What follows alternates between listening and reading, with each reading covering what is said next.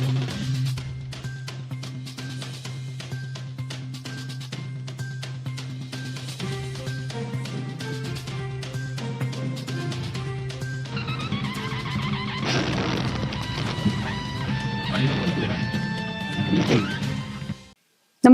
आपण पाहता हिरकणी न्यूज.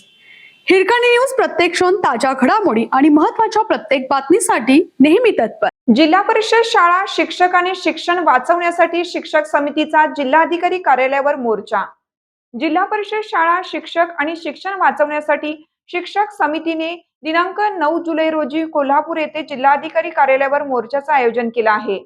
सकाळी 11 वाजता दसरा चौकातून मोर्चाला सुरुवात होणार असून शिक्षकांनी मोठ्या संख्येने सहभागी होण्याचं आवाहन करण्यात आलं आहे. सेवाज्येष्ठ शिक्षकांबाबतचे पत्र रद्द करणे, टीईटी परीक्षेबाबत राज्याची स्वतंत्र भूमिका, संच मान्यता शासन निर्णय रद्द करणे आणि BLOचे काम रद्द करणे अशा विविध मागण्यांसाठी हा मोर्चा काढण्यात येणार आहे.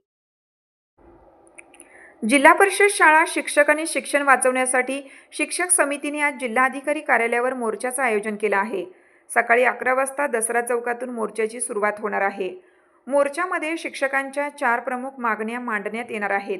त्यामध्ये 14 मे 2026 रोजी शिक्षण संचालक पुणे यांनी काढलेले सेवा ज्येष्ठ शिक्षकांच्या सेवेचा अपमान करणारे पत्र तातडीने रद्द करावे.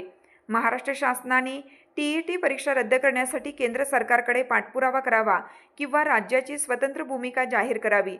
संच मान्यतेचा शासन निर्णय रद्द करावा.